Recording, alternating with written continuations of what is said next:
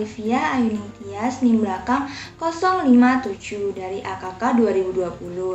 Nah, di video kali ini aku ingin sharing-sharing ke kalian mengenai peran mahasiswa, utamanya mahasiswa kesehatan masyarakat dalam penanggulangan COVID-19.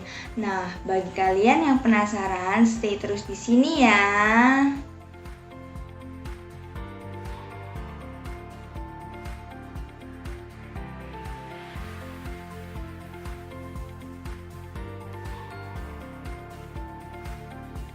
Oke teman-teman, sekarang ini kan isu yang lagi hangat-hangatnya adalah COVID-19. Nah, pasti teman-teman sudah tahu kan COVID-19 itu apa? Yup, COVID-19 merupakan penyakit yang menyerang sistem pernafasan yang disebabkan oleh virus SARS-CoV-2 dan ditularkan melalui droplet atau percikan ludah yang keluar saat seorang batuk, bersin, atau berbicara.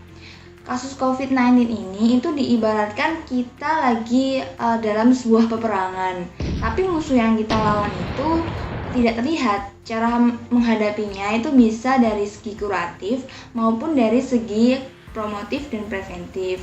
Nah, dari segi kuratif dan rehabilitatif itu cenderung berfokus pada upaya pelayanan kesehatan dan tenaga medis dalam mengobati pasien yang terkena COVID-19. Sedangkan dari segi promotif dan preventif ini lebih ke arah menjaga orang yang sehat tetap sehat, yakni dengan cara mencegah penyebaran kasus COVID-19. Nah, upaya promotif dan preventif ini itu sangat penting, apalagi di saat-saat pandemi seperti ini. Nah, bagi kalian, utamanya mahasiswa kesehatan masyarakat dapat berperan juga dalam penanggulangan COVID-19, terutama dalam upaya promotif dan preventif tadi. Nah, dari situlah aku ingin sharing-sharing lebih lanjut mengenai peran mahasiswa kesehatan masyarakat dalam penanggulangan COVID dan semoga bisa menjadi contoh dan inspirasi bagi kalian, utamanya mahasiswa kesehatan masyarakat dalam pandemi COVID-19 sekarang ini. Lalu, bagaimana sih sebenarnya peran mahasiswa kesehatan masyarakat dalam penanggulangan COVID-19? Yang pertama, sebagai mahasiswa kesehatan masyarakat yang paling awal tentunya kita harus menjaga kesehatan diri sendiri. Sebelum kita mengedukasi masyarakat, kita juga harus memastikan bahwa kita melakukan upaya-upaya yang dapat mencegah penularan COVID-19. Nah, dari situ kita bisa menjadi contoh bagi orang lain dan juga dapat memutuskan rantai penularan penyakit tadi itu. Jadi, kita itu tidak hanya sekedar mengingatkan orang lain, diri sendiri pun juga harus melaksanakannya. Tentunya kita tidak ingin membawa penyakit bagi orang yang lain kan. Lalu cara menjaga kesehatan diri sendiri bagaimana? Ini nih yang biasanya pergi ke mall, kumpul-kumpul bareng, liburan, dan pergi ke tempat yang banyak orang itu dihentikan dulu. Lebih baik kita berdiam diri di rumah dan juga melaksanakan himbauan dari pemerintah. Di rumah kita bisa melakukan hal-hal yang bermanfaat bagi diri sendiri. Jangan lupa juga kita harus menjaga imunitas tubuh kita, yakni dengan cara makan yang teratur dan bergizi, olahraga setiap hari, istirahat yang cukup, dan perbanyak minum air putih. Peran yang kedua adalah meningkatkan pengetahuan dengan cara aktif mencari informasi mengenai COVID-19. Nah, hal ini berkaitan dengan salah satu kompetensi dari sarjana kesehatan masyarakat, yakni memiliki penguasaan ilmu kesehatan masyarakat. Dengan kita mencari tahu informasi tersebut, kita akan memiliki pengetahuan yang sangat bermanfaat dalam penanggulangan COVID-19 baik bagi diri sendiri maupun masyarakat. Nah, perlu diperhatikan juga dalam mencari informasi harus dari sumber yang jelas dan terpercaya sehingga informasi yang didapat itu dapat dipertanggungjawabkan. Sumber tersebut bisa berasal dari website pemerintah seperti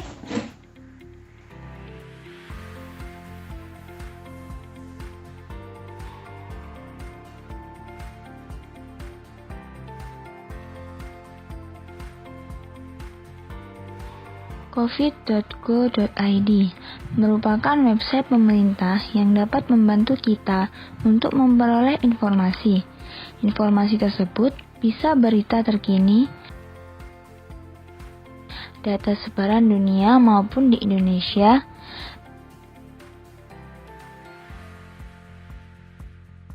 protokol yang ada, dan tanya jawab mengenai COVID-19. Bahkan di website ini juga ada Hoaxbuster yang berisi informasi-informasi yang salah dan bertujuan untuk meluruskan pemahaman masyarakat.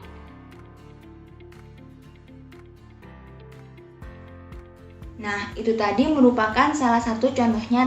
Kemudian teman-teman, peran yang ketiga adalah dari informasi yang didapat tadi itu mahasiswa kesehatan masyarakat bisa melakukan kajian dan analisis situasi terkait COVID-19 seperti menganalisis bagaimana perkembangan kondisi COVID-19 di Indonesia sekarang ini.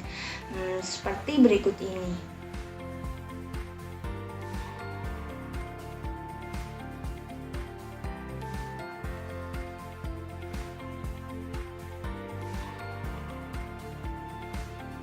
Jadi teman-teman, di sini kita bisa mengikuti kajian dan diskusi online yang ada di berbagai media, misalnya dengan mengikuti webinar atau kuliah online. Nah, pada kegiatan ini tentunya banyak pakar-pakar yang lebih mengetahui COVID-19. Nah, dengan mengikuti kegiatan tersebut, kita bisa mendapatkan informasi dan juga bisa melakukan kajian serta diskusi mengenai COVID-19. Peran yang keempat adalah dengan melakukan upaya promotif dan preventif terhadap orang-orang di sekitar kita. Nah, di sini dibutuhkan keterampilan untuk berkomunikasi. Upaya tersebut itu bisa dilakukan dengan cara minimal mengajak keluarga untuk melakukan pencegahan terhadap COVID-19. Lalu, bagaimana sih contoh penerapannya? Kita dapat mengedukasi keluarga mulai dari hal-hal yang kecil. Misalnya apabila terdapat anggota keluarga yang baru pulang dari luar rumah, kita bisa mengajaknya untuk mencuci tangan terlebih dahulu sebelum masuk rumah atau memegang benda-benda di dalam rumah. Nah, mencuci tangan itu merupakan hal yang penting karena dengan mencuci tangan, virus dan bakteri itu akan mati sehingga dapat memutus penyebaran COVID-19. Selain itu, dapat mengajak anggota keluarga untuk berolahraga agar dapat meningkatkan imunitas tubuh.